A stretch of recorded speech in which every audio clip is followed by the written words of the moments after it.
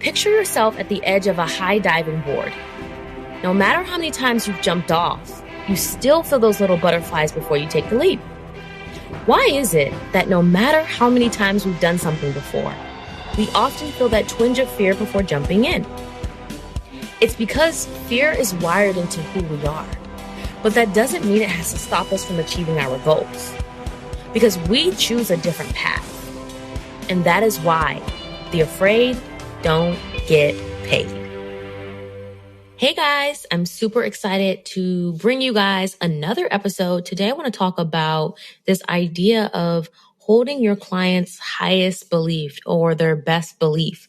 So this is something that I think we all want to do as coaches, but it isn't easy to do. And this is really about understanding how to be a leader for your clients and an example for your clients, and how to help them even when they're not able to help themselves, or they're down, or they feel like things aren't working for them in business or in life, how to still guide them on this journey based off of their highest belief. And so this is something I've been working on a lot in Q3 and Q4 of this year, and elevating my ability to do this, because it's not easy, guys. And that's what I want to talk about today. So what really is this whole concept of a highest belief? Well, it's about understanding, what do your clients really desire to accomplish? What do they really want? Typically, it's something they have told you when they first started working with you in their application, their dream life. Again, I'm a business coach, a sales coach, so a lot of people come to me desiring to finally quit their jobs and be able to just bring home, even just to replace their income from their full-time jobs. For some people, that's a dream. That would be like mind-blowing for them to be able to do that, right? Sometimes some of my clients have a monetary goal of hitting 6 figures, or, the infamous 10K months. But even more than income, it's about how they want to feel. They want to feel free to be themselves and be who they want to be online. They want to have the freedom to travel, or the freedom to sleep in the freedom to sleep in during the day if they choose to do that, to be able to take care of their family members, to be able to give back to their parents, right? All of that is sort of all wrapped up in making money and being able to create that impact in their business so that they can have the freedom to live the life that they desire, right? And so I gave you this example as like, those are some examples of best beliefs that my clients have. Now, as they go through my coaching programs and they grow on their own individually and they start doing the self-coaching work, holding their best belief or their highest belief isn't always easy, right? Think about it. Think about your business when you've wanted to give up. I've been there plenty of times, right? Or when you're feeling like the content you're creating and you're not aligned to or aligned with, and you're not making the income you desire as fast as you desire in the way that you desire. It is very easy to start thinking that your highest belief isn't possible, and particularly isn't possible now, isn't possible sooner. And so as a business coach, I've helped so many clients increase their income online. And on this journey, when it's not always easy, when it doesn't look like how exactly they thought, when it's really easy to give up, they start unintentionally self-sabotaging, right? I'll share a few examples. Just this week, a client has been debating whether or not she should get a job, even though it's exactly what she does not want to do. Every fiber in her body and her bones are telling her no. And so she came to me wanting, to work on her resume and really focus on that. And I had to say, hold on. What are we doing here? Is this holding your highest belief? And so holding a highest belief for your client also means coaching them where it hurts. And that's also what I want to talk about. In order to help someone get to their goal, it's being relentless about that goal. And at any point in time when they are deviating, especially because they don't believe that it's possible, it's coaching them where it hurts, right? And so in this example with this client who is debating on getting a job, it all stems from her not believing that she is able to make money online. She's new to coaching, right? And she hasn't made, well, technically she has made money. She sold an ebook a while back, $30, $40, but she has not signed a paying client in that way. And so she is operating out of a perspective or a worldview. If you haven't listened to my episode, the one on presuppositions about understanding clients' worldviews, you need to listen because this will make sense. So she's operating out of a worldview and a perspective where it's hard to make money and she'll never be a money-making coach. Therefore, her actions that she's taking all lead her to do things that have nothing to do with making money as a coach, getting a job, applying to Upwork. And again, there's nothing wrong with getting a job to make things work. Hear me when I say this. For some people, this is exactly where they need to be, right? To take the stress and the load off of trying to grow a business. But because her best belief is, I don't even want a job. I really want to learn how to make money. And that's why she came to work with me. I have to coach her where it hurts, which is her beliefs around making money, right? And so the work we're doing now isn't easy for me or her because there are times, and you guys probably know this if you're a coach and you've coached clients, where your clients react and not necessarily in the best way to your coaching. Maybe they get frustrated with you or tired or upset or angry at something you said.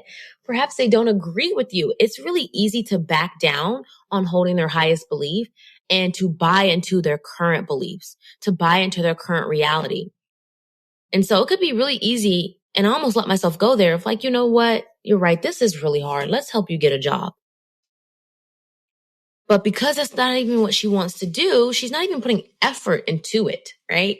So then I had to ask myself, well, what are we doing here? Why are we helping you with your resume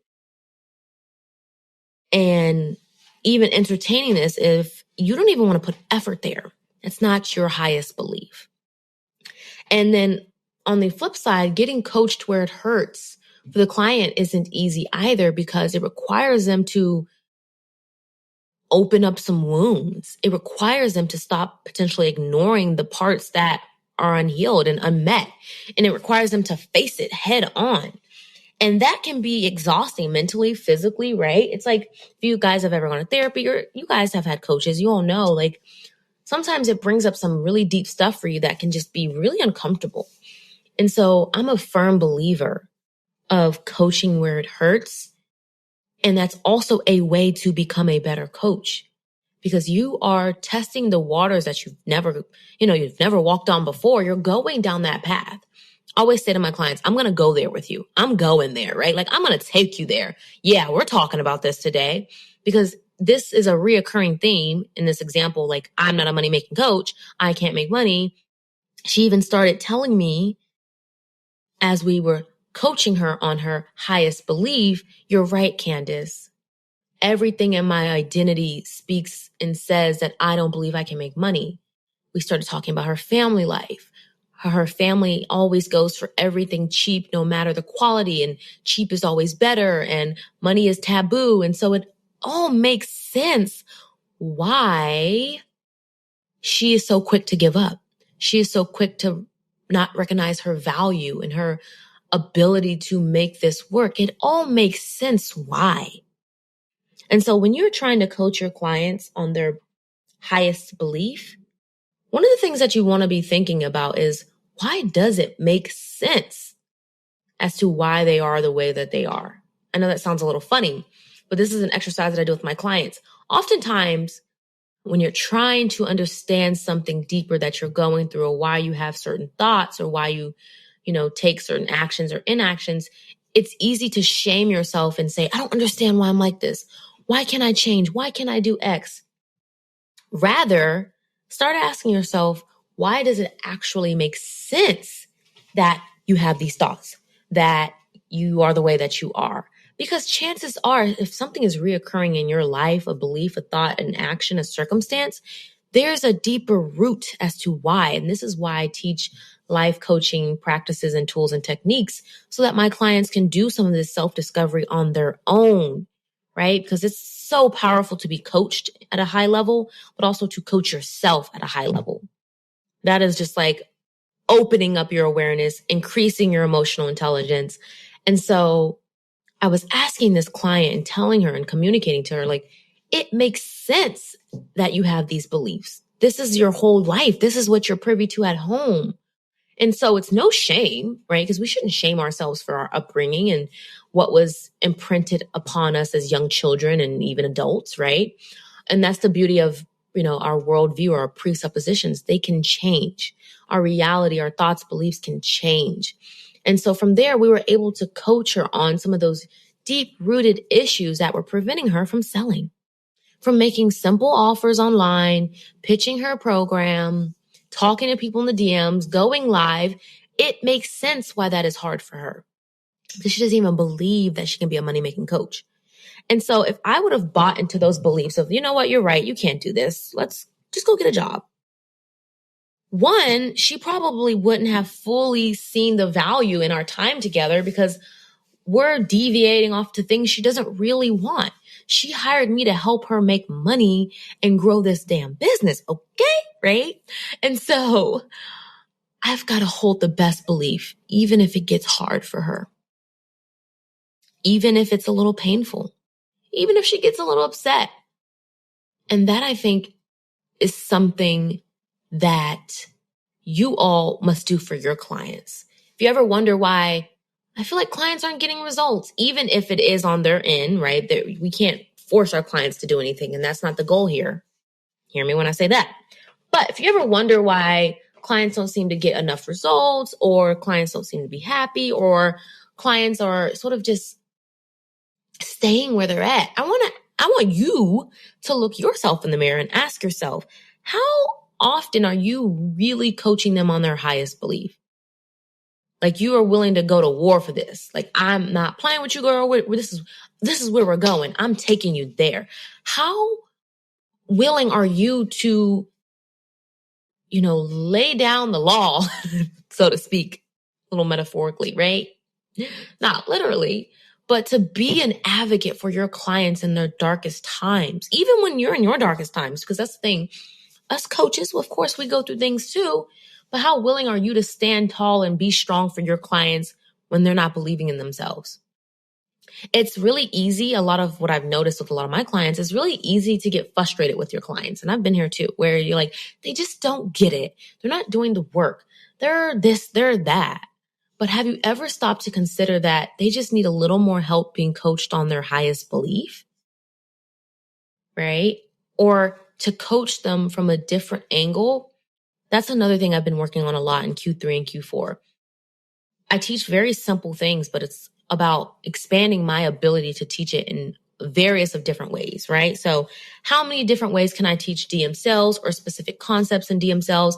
Because people learn differently, they communicate differently. And so one person may not get it, might not be because they're resistant to the process or they don't want to follow you or trust you, but because their mind needs to be coached on a different level in a different way, right? And this is the same thing with like best beliefs, highest beliefs.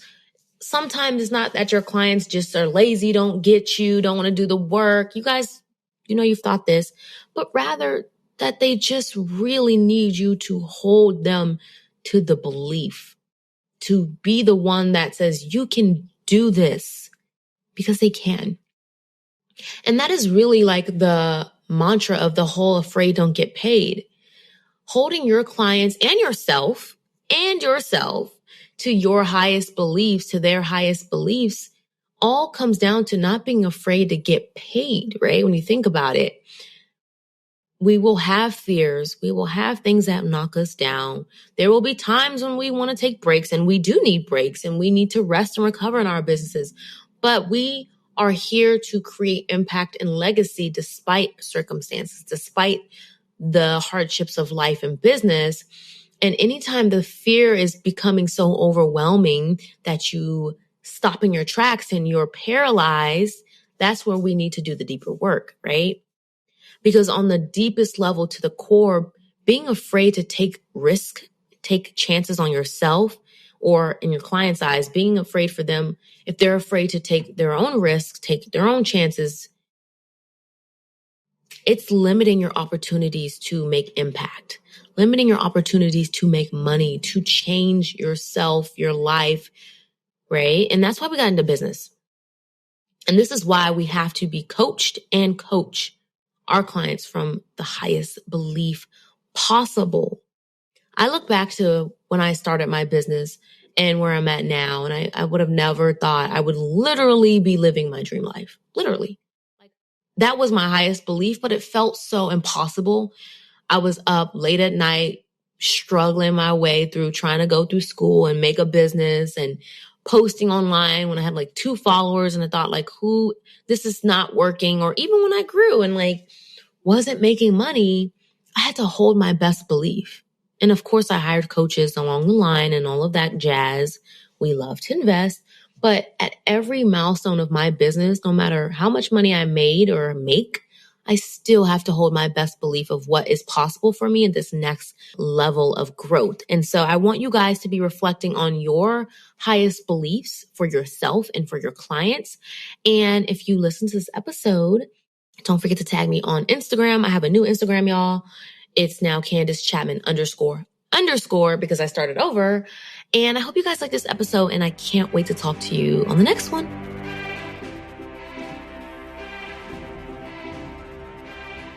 If you enjoyed today's episode, be sure to tag me on social media. Everything will be in the show notes. And don't forget to leave a review. And when you're ready, go ahead and visit me at www.candacechatman.com/workwithme to learn more about my private one-on-one mentorship, where I teach coaches how to make selling more effective, efficient, and fun.